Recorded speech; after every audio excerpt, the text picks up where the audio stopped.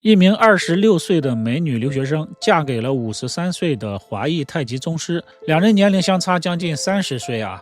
男的号称是武士太极掌门人，结婚之后没几年，这位武林高手就亲手打死了自己的妻子，而且呢还将年幼的女儿遗弃在了澳大利亚的车站，一个人逃往了美国，成为了美国的头号通缉犯。大家好，我是海燕，今天我们来讲华裔太极宗师杀妻弃女案。2007年9月15日的早上，澳大利亚的南十字火车站，工作人员在电梯口的地方发现了一名亚裔小女孩独自哭泣。女孩的年龄在2、3岁左右，留着齐耳短发，穿着红色衣服，不会说英语，和工作人员无法沟通。工作人员呢就暂时称她为小南瓜。刚开始的时候呢，工作人员以为小南瓜和父母走散了。调取监控发现小南瓜是被一名中年男子带进了车站。这名男子弯下腰和小南瓜说了几句话之后呢，该男子就独自离开，之后就再也没有回来。工作人员认为小南瓜应该是被男子给遗弃了，于是呢就报了警。没想到呢，却牵扯出了一桩震惊华人圈的谋杀案。根据警方的调查，小南瓜的真名叫薛千寻，年龄3岁，拥有新西兰国籍。而遗弃他的那名中年男子是他的亲生父亲薛乃印，是53岁的华人武师。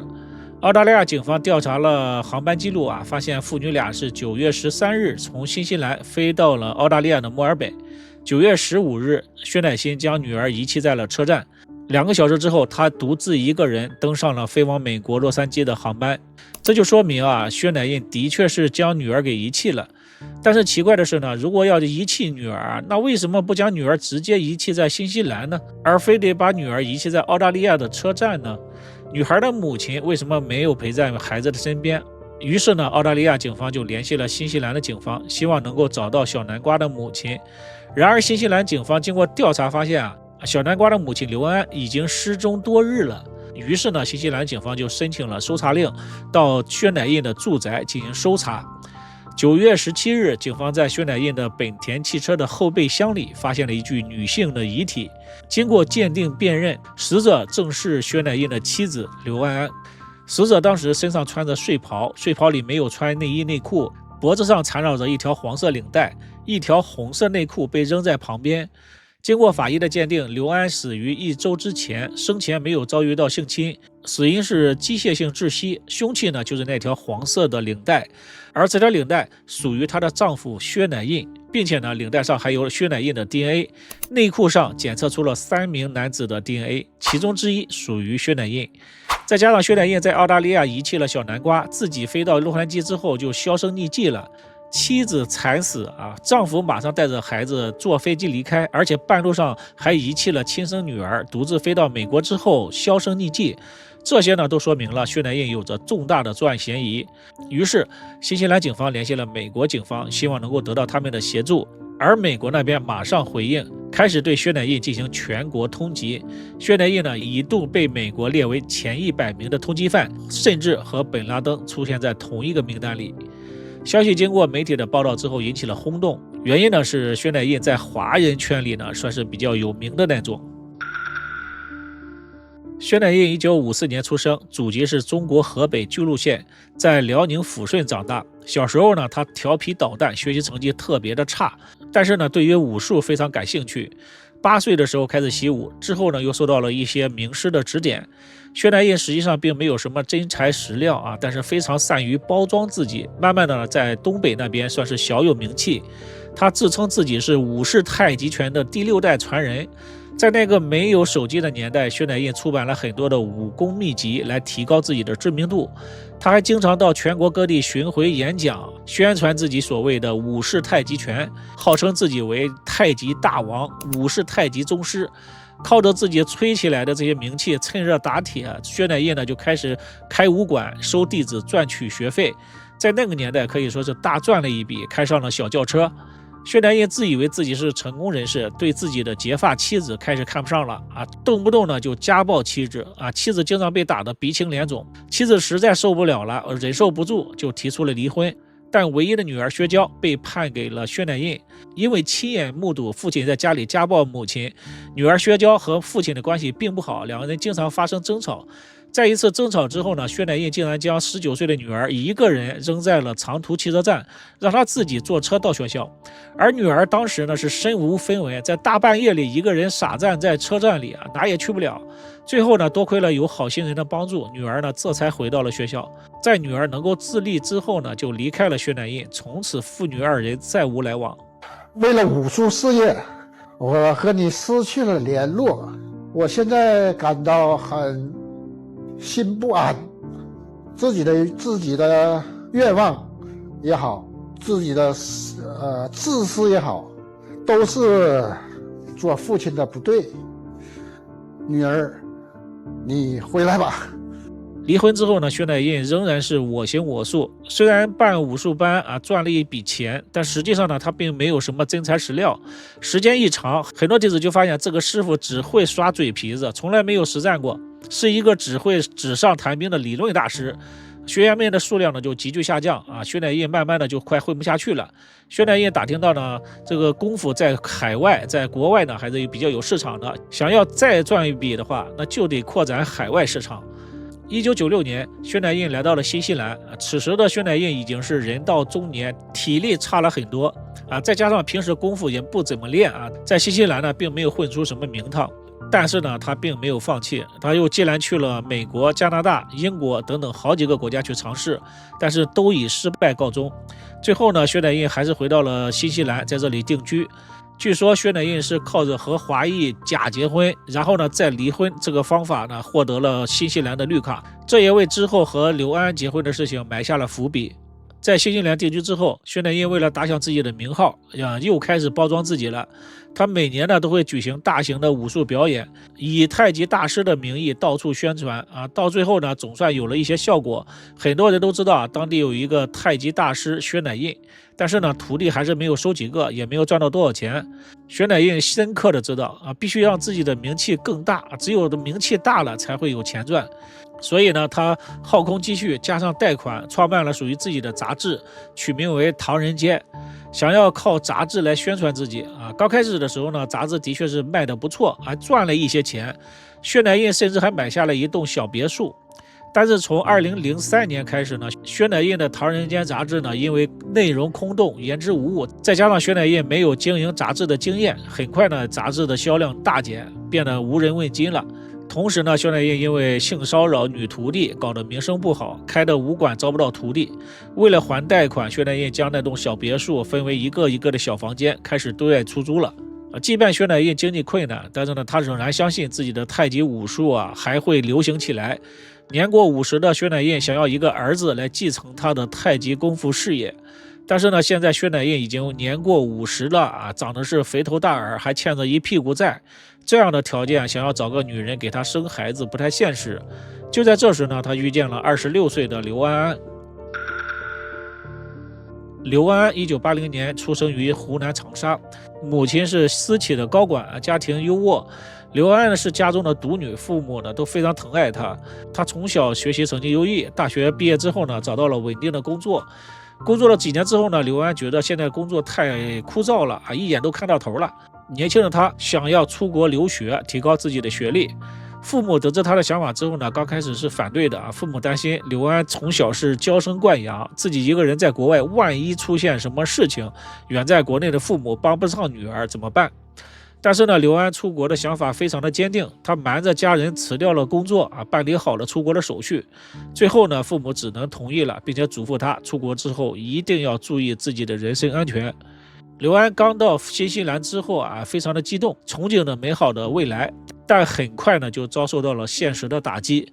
在异国他乡独自一个人，语言不通，问个路都费劲儿。更重要的是，他被留学中介给骗了。原本中介说，到了新西兰之后呢，他可以直接住在学校的宿舍，为此呢，他还付了一笔不小的中介费。而到了新西兰之后，才发现学校根本不提供住宿。而且他还先要在半年的时间内通过语言大学的考试，否则签证到期之后就必须得回国。刘安安的英语水平本来就很差很难在半年之内完成考试。后来呢，又遭遇了一场车祸，很快呢，他带的20多万就快花完了，马上就要被迫回国。但是亲朋好友们都知道自己出国留学的事情没过半年就这样灰溜溜的回去，刘安不甘心于是呢，他就想先找一个租金便宜点的房子，然后再想办法。就在他找房子的过程当中，在报纸上看到了薛乃印的租房广告认识了廉租房的房东薛乃印。两个人简单交流之后呢，了解到刘安的困境。薛乃印表示不用支付房租，只要每天将整个房间打扫一下就可以了。对于薛乃印的慷慨呢，刘安很是感动。薛乃印打着老乡的身份对刘安是嘘寒问暖在弄清楚刘安要留在新西兰的需求时，他告诉刘安，想留在新西兰呢，最快最有效的方法呢，就是找个当地人假结婚。结婚3年之后呢，刘安就能拿到绿卡，拿到永久居住权。那么到哪里找那个假结婚的男人呢？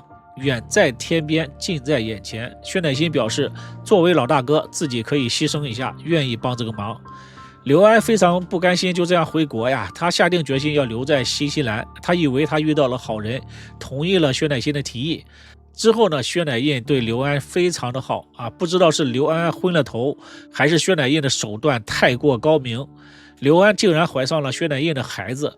2003年初，两个人结婚。这一切呢，都在薛乃印的计划当中。薛乃印比刘安大26岁，和刘安的父亲年龄差不多。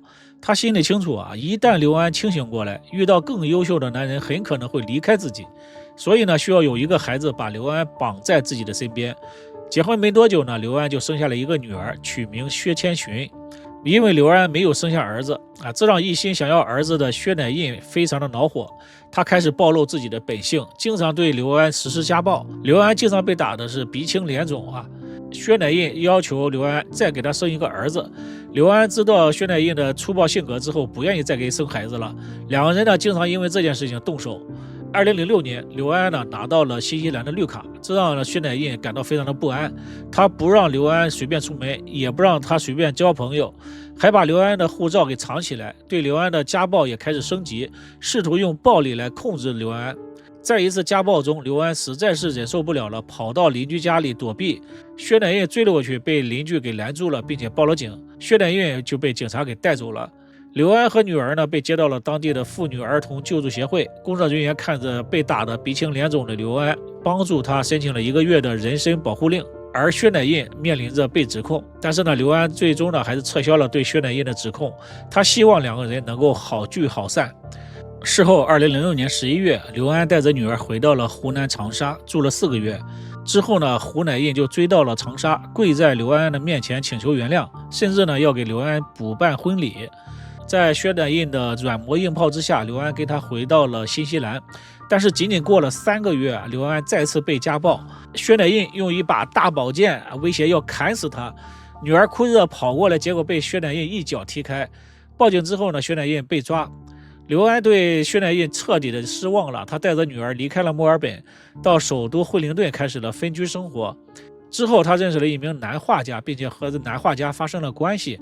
事后呢，才知道这位男画家是一位有妇之夫。这件事呢，在他的博客上有所记录。这件事呢，就让薛乃印非常的愤怒，认为是妻子背叛了他，对妻子刘安起了杀心。根据警察公布的消息，刘安最后出现的时间是2007年的9月11日下午4点10分左右。刘安出现在奥克兰近郊的一所幼儿中心。9月12日，刘安的母亲打来电话的时候，接电话的人是薛乃印。他告诉岳母，刘安去惠灵顿参加聚会去了。等到刘安再次出现的时候，他已经在本田汽车的后备箱里了。薛乃印作案之后，9月13日带着女儿开始逃亡。飞到澳大利亚之后，薛乃印发现逃亡当中带着女儿是一个累赘，于是呢狠心将女儿丢在了澳大利亚墨尔本的车站。事发之后呢，薛乃印的大女儿薛娇自愿收养同父异母的妹妹小南瓜。之后呢，在大使馆的帮助之下，刘安的母亲，也就是小南瓜的外婆赶了过来，接走了外孙女儿。在外婆的悉心照顾之下呢，小南瓜健康的成长为了让小南瓜不被打扰，外婆还给小南瓜改了名字。外婆尽自己最大的能力，让小南瓜受到了最好的教育，让她过上了最好的生活。案发半年之后，2008年2月28日，美国亚特兰大市的钱布利镇，一名叫吴桂森的中餐馆的厨师在看报纸上刊登的通缉犯薛乃印的照片的时候呢，发现这个人非常的眼熟，这不就是我们这个室友老唐吗？这时呢，他回想起这个老唐的确有很多可疑的地方，比如老唐的行李箱从来不打开啊，像是随时准备着离开的样子。而且呢，老唐睡眠非常的浅，有一点声音呢就会惊醒。老唐自称是河北唐山人啊，但是说着一口辽宁话。吴桂生经过再三确认老唐就是通缉犯薛乃印，于是呢，他联系了3个天津老乡，4个人呢，其中一个是退役的省足球队员，一个是退伍军人，还有一个之前练过摔跤啊，几个人的心理素质都很好。他们先去报警了，但是呢，因为语言不通，接连几次报警都说不明白。最后呢，几个人一商量，决定自己来动手抓捕。到了第2天，他们找了一个理由，打电话呢把薛乃印给约了出来。薛乃印也非常的警觉啊，进屋之后看到一屋子人，转身就跑。退役的足球队员一个滑铲就把这个薛乃印摔倒在地，另外几个人一拥而上，将这位功夫大师给制住啊，用绳子给绑住了，然后呢打电话报警。警察赶到之后呢，在薛乃印的钱包里发现了薛乃印的新西兰驾照，确认了他的身份。之后呢，这4名天津小伙啊得到了1万美元的奖金，但是呢，这4个人呢又将这个钱给捐出去了，受到了人民的高度赞扬。人们给这个4个人也起了外号，叫做天津4杰。2009年的6月，奥克兰高等法院对此案进行了审理啊。法庭上，薛乃印否认自己杀害了刘安。他的辩护律师表示，在刘安的内裤上检测出了3名男子的 DNA， 所以不能断定薛乃印就是凶手。辩护律师想把刘安的死归结于他的私生活混乱，为了追求快感，用领带勒住自己，自己把自己给勒死了。检方的律师表示，内裤上另外2名男子的 DNA 含量非常少，在使用公用洗衣机或者是唾液飞溅等都会留下这样少量的 DNA， 不能以此为由断定刘安私生活混乱。如果是刘安自己把自己勒死，难道他死后自己把自己放在汽车的后备箱吗？另外呢，薛乃印无法解释他的 DNA 为什么会出现在案发的内裤和领带上，再加上他遗弃女儿，自己跑到美国之后隐姓埋名，这很明显是做贼心虚。最后呢，法庭宣判薛乃印谋杀罪名成立，被判处终身监禁，并且12年内不准假释。薛乃印呢不服判决，当庭大喊不公平。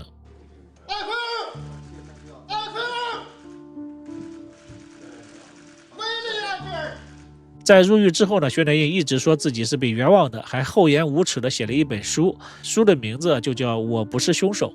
书里呢，他把刘安写的是不堪入目，把自己的形象描绘的是正大光明，想通过写书来翻案。但是到了2020年，薛乃印又突然承认自己就是杀害刘安安的凶手。原因呢就很简单了，他已经入狱11年了，承认杀害妻子呢是为了即将到来的假释机会啊，想要提前出狱。这一点被警方看穿了，最终呢驳回了他的假释申请。截止到今天，也就是2025年，薛乃印被关押了17年，他已经71岁了。